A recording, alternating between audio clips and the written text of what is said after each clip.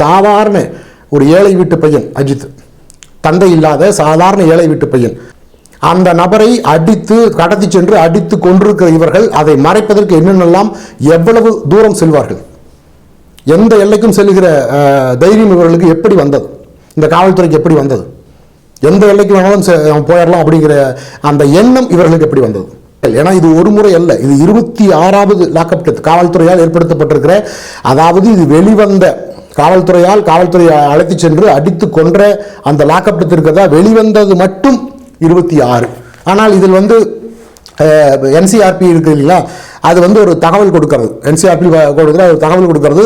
திராவிட முன்னேற்ற கழக அரசு ஆட்சிக்கு வந்த ஒரே வருடத்தில் 2021 22க்குள் 109 கொலைகள் நடந்திருக்கிறது, மரணம் நடந்திருக்கிறது. இந்த மரணங்கள் எல்லாம் செயற்கையான மரணம் என்று பதிவாகி இருக்கிறது. அதாவது இயற்கைக்கு முரணான மரணங்கள் 109 இந்த ஒரு வருடத்தில் மட்டும்.